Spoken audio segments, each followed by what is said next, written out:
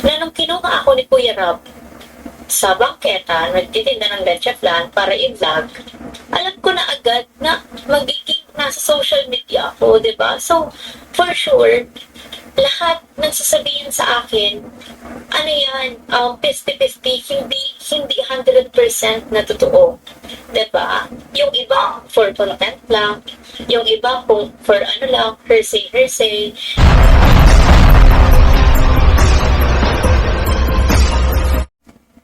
Doon sa mga nakapanood ng video ni Midit, no? Maaaring may mag-iisip, may magsasabi na mukhang nagpapalakas lang si Midit sa Kalingap.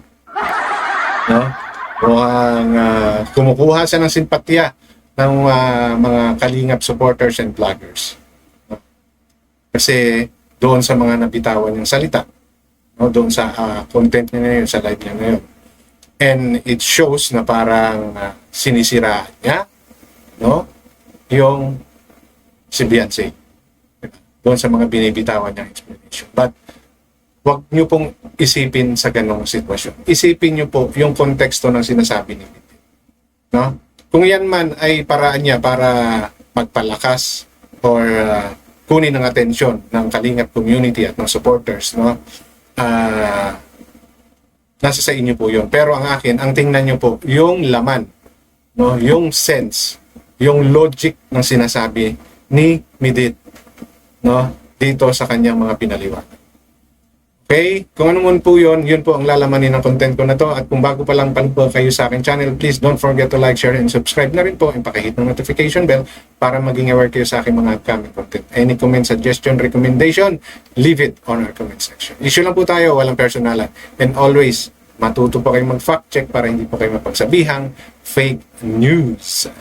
So, allow me to share some portion of the video, no, nitong si Midit na kung saan nag-express siya, no, ng saloobin niya about sa issue na meron ngayon dito sa Kalingap community at saka kay Beyonce, no?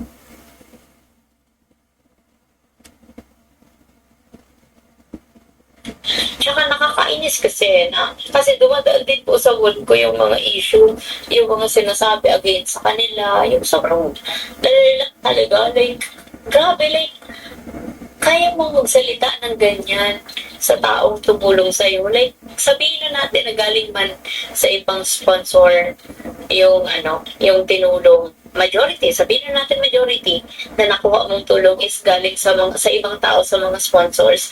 Pero sa tingin mo ba, makikilala ka nila kung hindi dahil kay Kalinga Prab and kay Kuya Val? Okay? So, alam na natin kung sino yung pinapatungkulan niya dyan. Malinis na yon, di ba? Sila Beyonce yun.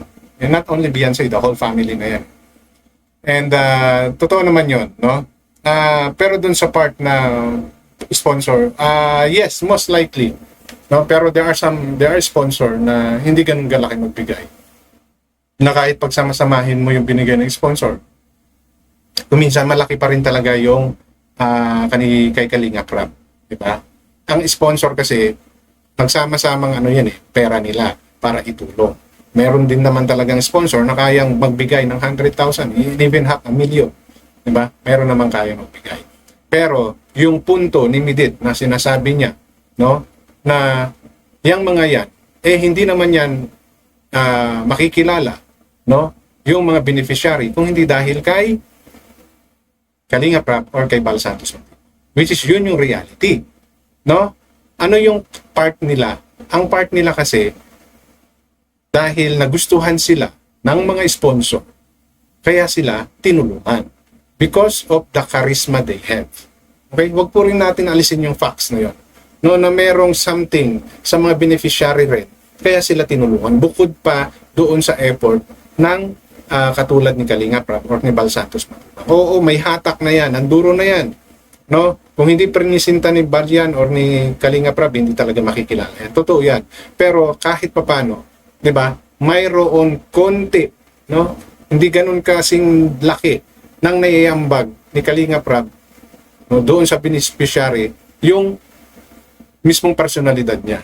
No? Kasi hindi naman natin makikilala yung mga beneficiary na yan kung hindi dahil kay kay Kalinga Prab. Correct.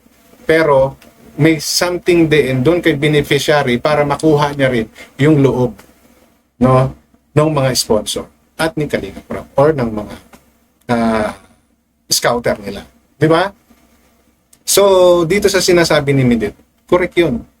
No? It's still because of Kalinga Prab. No? Malaki pa rin yung part nila. Malaki pa rin yung part ni Kalinga Prab or ni Bal Santos Matubang. Diba? Oo, may parte din yung mga beneficiary. Hindi ko inalis yan. Pero, kung wala ang Bal Santos o ang Kalinga Prab, wala po sila. Hindi po sila makikita. Pero, there's still a relationship na nabuo sa kanila. No?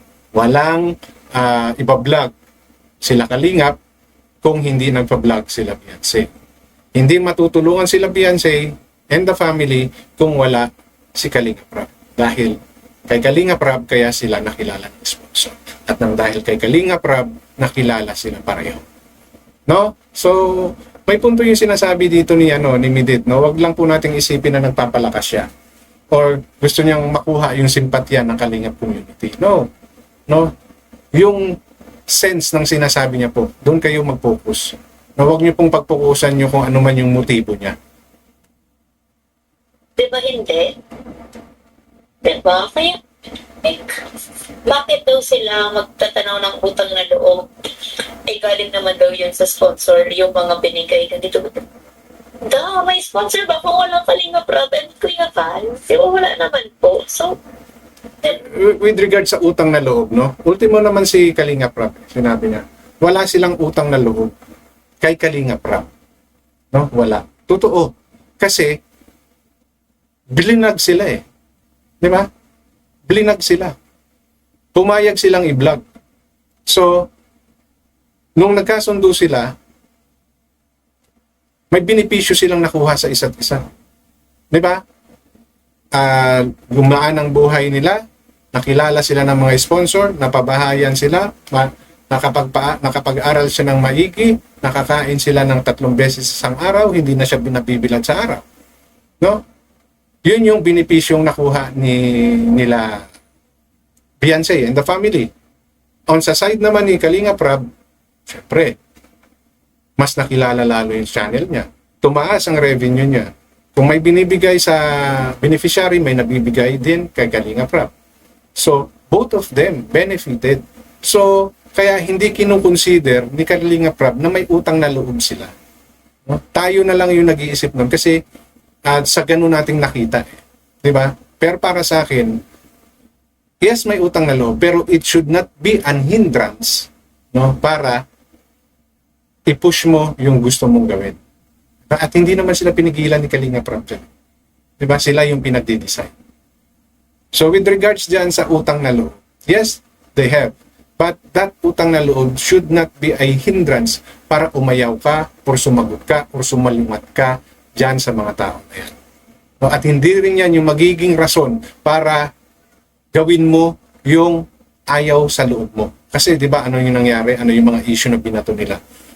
No, na kahit mainit, pinaglakad sa initan daw ni Bal Santos Matubang kahit nalabag sa loob nila dahil sa utang na loob.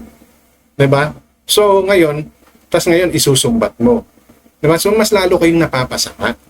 Mas maigi pang sinabihan nyo na noon pa si Kuya Bal na hindi pwede Kuya Bal, mainit masyado, baka pwede naman sa ibang lugar natin, 'di ba?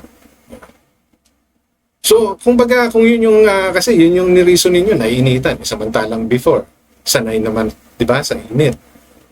Kung yung init na sinasabi ninyo is umaga din, umaga kayo magpa-video. Di ba?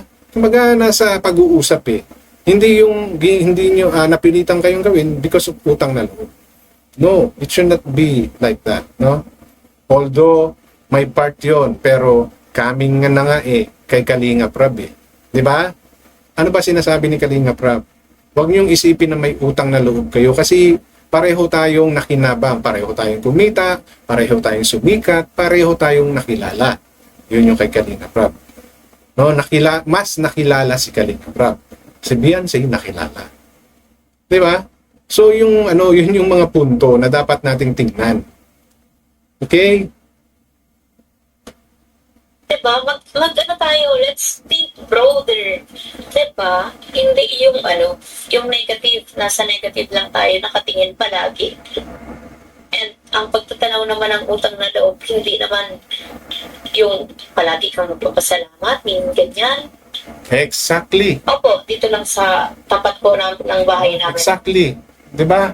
Tama 'yung sinabi ni Mindy. Hindi laging kumikilos ka dahil sa may utang na loob ka, no? Huwag niyong laging iisipin, "Oh, sige, gawin natin 'yan kasi may utang na loob naman tayo sa kanila. Malaki yung tulong nila." Itiisin niyo na lang kasi may utang. No. No, hindi po dapat ganun yung pag-iisip natin. Kasi nang dahil diyan, 'di ba, mas lalong napapasama. No? Nagagamit siya ngayon na panumbat dun sa mga taong minsan mong naging kaibigan na ngayon ay kaalitan mo na. Pero hindi na kayo magkasundo. No? So it should not always be the case na dapat yung utang na loob yung pinaiiral ninyo kaya ginagawa niyo yung isang bagay. Hindi tayo naging perfect na beneficiary noon. For sure, hindi din sila naging perfect na na manager or handler noon sa atin. Yeah. So isa pa yan, no? Mayroon talagang mga bagay na hindi kayo pagkakaintindihan in a long run ng pagsasama. No? Walang pinagkaiba yan sa mag-jowa, sa pag-asawa, mag-partner, manager, beneficiary, no? Manager, talent, mga ganon. Hindi po nawawala yung disagreement. Okay? Hindi po nawawala na nagkakaroon kayo ng pagkakamali sa isa't isa. Kaya nga, mahalagang nag-uusap at makikinig lang kayo doon sa taong kausap nyo mismo or yung may hawak sa inyo. Diba? Kasi sa mundo na to, no, sa SOCMED, marami pong taong magsasuggest, magsasalita, magbibigay ng opinion. No? At the end of the day, kayong dalawa pa rin, no, si manager at si talent, ang magdidesisyon. So, you should have an open relationship, especially yung communication, at tatandaan nyo lagi kung sino yung pakikinggan nyo. Ngayon, kung alam nyo mali na yung sinasabi ng talent nyo, then voice it out. Explain it. Diba? Para mas magkaintindihan kayo. Hindi yung makikinig kayo sa sinasabi ng iba. Hindi yung makikinig kayo sa mga opinion ng iba. Hindi kasi maaalis na magbigay ng opinion ng yung mga tao at hindi natin kontrolado yun. So doon kayo sa bagay na kaya niyong kontrolin, which is kayong dalawa, ng manager mo at ng talent mo yung usap. Doon may control kayo kasi kayo yung nagkakaunawaan. Kayo yung nagkakapaliwanagan. Kayo yung nakakaalam ng takbo, magiging takbo ng relationship ninyo at ng career ninyo sa isa't isa. No, yung mga nakapaligid, normal yan. Merong maganda, merong pangit, merong walang pakialam. Merong talaga mag-i-insist. Same thing with the sponsors. Ganon din po yun. So, ano yung mahalaga? Yung nagkakaintindihan kayong dalawa. So, sa case na to, yun yung hindi nasunod. Kaya lumaki, at naging ganito yung sitwasyon ni Beyonce. Point of view ko to. Kung bakit hindi ako nagsalita, bakit hindi ko sinagot-sagot si Kuya Bal noon nung nire-reactionan ako. Kasi, unang-una, bukod po ito sa natulungan nila ako bukod po ito sa natulungan ako ni Kuya Rap, na-discover niya ako ganyan, may mga sponsor akong nakilala, may mga taong sumuporta sa akin at mahal sa akin.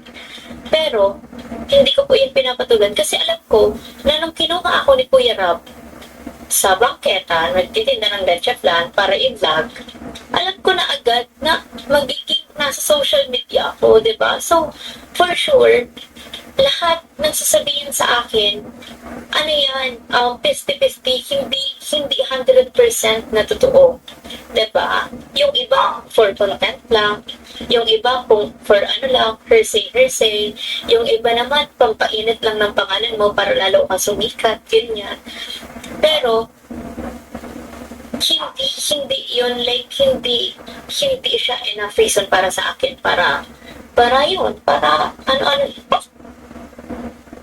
dumi. So, yun yung maaaring hindi naisip nila Beyonce. Kaya lang, kasi 2 years eh. Diba? 2 years kayong nasa limelight na kayo talaga yung sikat, kayo yung pinag-uusapan. Diba? So, you don't need to take that much, no? Para hindi mo maintindihan. Kasi si Midit nga, ilang buwan lang, hinawakan Kalingap. So, maybe mas open-minded si Midit, no? Kaya lang, kung i-compare mo yung tagal, pinagsamahan ni Midit at ni Rab, at saka pinagsamahan ni Beyonce at ni Rab, diba? Di hamak na mas matagal kay Beyonce at kay Rab, diba? Pero bakit hindi ganun yung naging mindset ni Midit? Kasi sa umpisa pa lang naunawaan niya na, no? Na hindi lahat ng sasabihin sa kanya ay good at hindi rin naman lahat ng sasabihin sa kanya ay bad. At alam niya na from the beginning na hindi laging bed of roses ang na masasagap niya or mararamdaman niya sa sitwasyon ng love team na yan. Ng mga nangyari sa kanya sa song. So, dahil sa wala siya sa ganung pag-iisip, nagawa niya yung mga bagay na mali na. Unang-una nga doon, yung pakikinig niya kay Bal Santos, hindi po rason yun na siya ay founder, kailangan pakinggan mo na siya. May pag-uusap na kayo nagawa, hindi siya sumunod. So then, you stick to Kalinga Prab.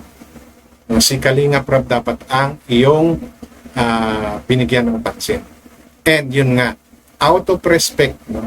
Out of respect, sana hindi na kayo nagpaabot sa ganun.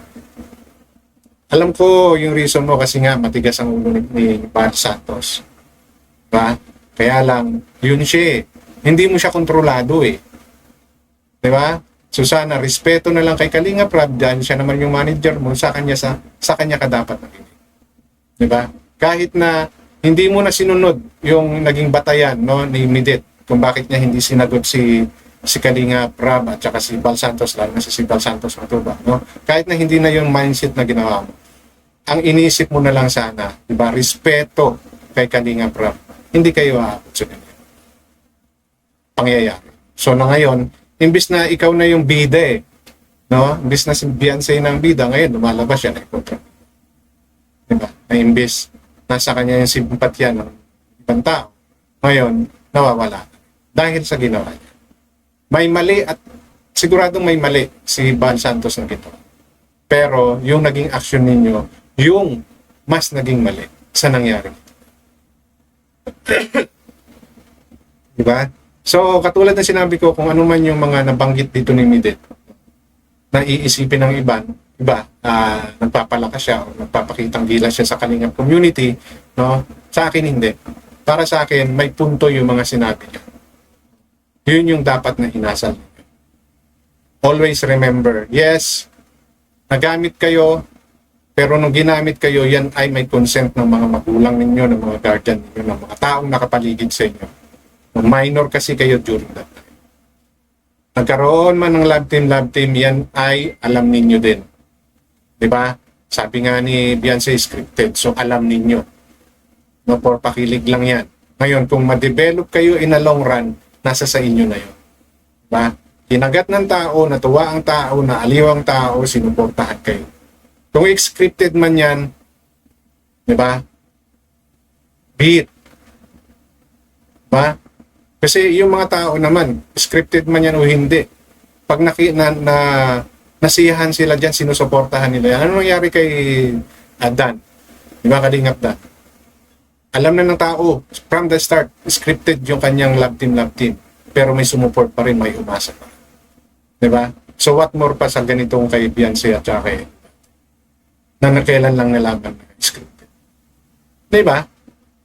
So regardless nga yan eh, scripted or not, kapag ang tao ay nasiyahan, sumusuporta.